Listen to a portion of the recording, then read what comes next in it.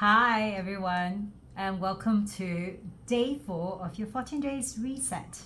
Now, today we are going to talk about the pillar of eating clean.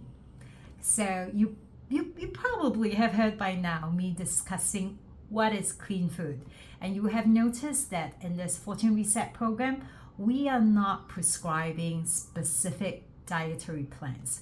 So if you decide that you would like to take this 14 days to actually go keto, that could be one way. Some people choose actually not to eat meat during this 14 days. Or some people actually just tell themselves, I'm just going to consciously pick clean food. That, if I pick up the food, okay, how I define clean food, when I pick up the food, I look at the ingredient list. It is 3 ingredients or less as a benchmark. If there's no ingredient list, that is perfect, which means that it is a whole food like a vegetable or a fruit.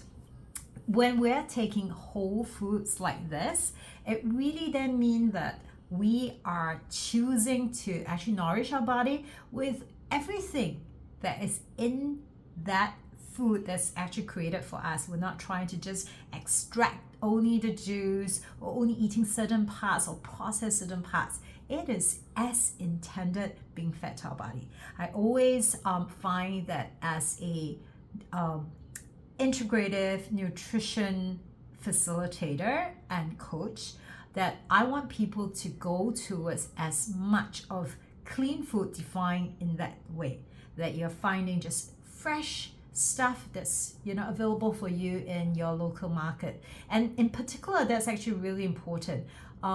It is always good to try to eat what's available in your country versus just trying to keep finding fancy imported stuff from somewhere else. It actually feeds our body, and there is a natural instinct in our body to actually meet the surrounding seasons and the climate and the energies of where we are actually based in. Okay, so choose something that works for you. If you're working, it may mean that you're waking up earlier or the night before, kind of get into food prep so that you know that you can get out the next day and be able to get to work on time, but with something nutritious packed in your bag. That is one way that people kind of like doing. And other stuff that you can actually look into if you don't really like cooking and preparing food is, like I mentioned, whether you go to the food courts or restaurants around you, look for things that are generally steamed, okay, baked or grilled, lightly fried, not deep fried, and choose from these options.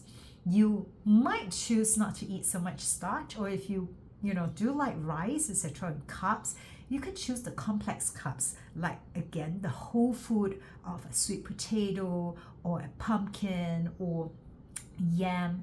That is way better than a processed rice. If you must have rice, it is always a good thing to start looking at other options of rice, like your black rice, your brown rice, wheat germ rice, that is not polished in such a way that it loses its nutrition.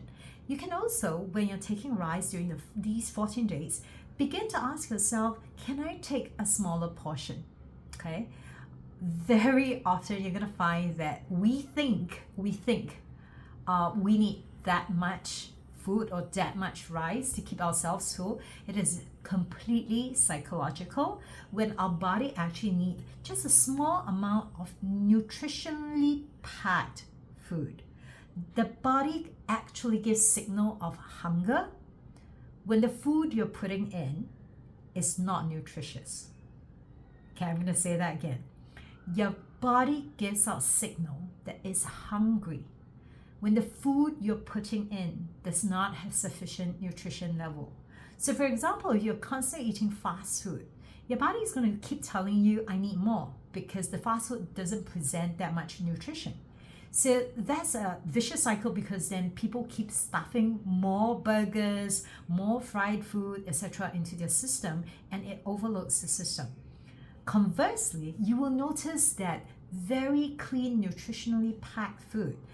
If you actually reduce, like just have 2/3, or some people even 1/3 of their original portion, but because it's such fresh, homegrown food, when you eat it, you're going to find your body actually really highly satisfied, and it's not going to complain.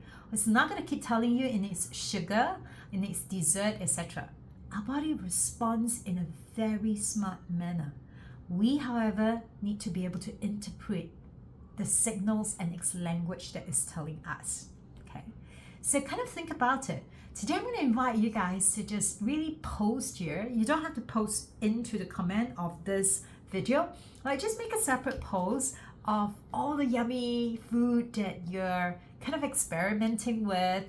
One of the habits that I have is to, if I am scrolling through IG, I love stopping to look at how people are preparing grilled vegetables, salads, very healthy meals that are easy to actually prepare for or make, because I work mostly from home, and one of the things I want to be able to do is to get up and get a meal ready in 15 to 30 minutes flat. So let's share that, because as we're sharing more of these recipes, we're helping each other broaden our awareness and our basically a shared knowledge bank of all the different things that we can eat, because typically we like to pick the usual stuff, and as we see what others are doing, we get more ideas and have a better understanding of the options we have. Yeah, so today the statement that we're going to use, the affirmation statement, it's a really powerful one. The statement is, I am changing. I decided to pick this one because this is kind of like past your first 3 days, this is your 4th day. Your body is beginning to notice that you're doing something significantly different. And I want you to be able to affirm it and remind it that this is what you're leading it through. That you are going gentle, but you are clear and intentional about this process.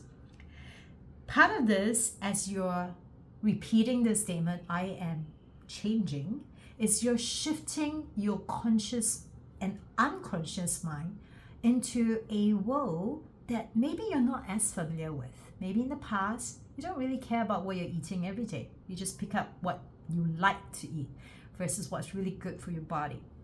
So as you create that particular affirmation statement, you're actually putting that into your subconscious mind, what is important for you. Okay, the position on your body is the aorta. The aorta is the largest artery of the body that carries blood from the heart to the circulatory system. So I'm going to show you where it is. You're going to see this is your collarbone, and right in the center, just a little bit down, just a section, okay, is the position, that particular emotional alarm point for the aorta. This is where you're going to apply the oil of white Angelica. Okay, so I'm going to take a couple of drops. If you're a believer of energetically activating the essential oil, you can always just use your fingers, palm in a few rounds of circles to activate the oils, and then just kind of like I'm using my tongue, okay? Just kind of put it in that area, or you can use 2 fingers, okay?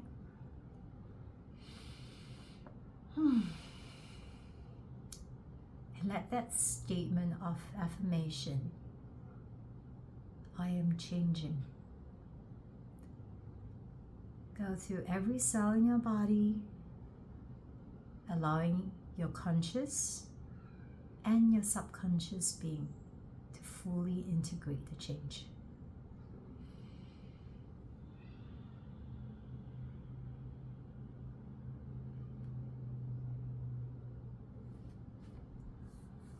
Feel free to do this as often as needed, or just for today. We hope you have a very, very good 4th day after reset. And I will talk to you tomorrow.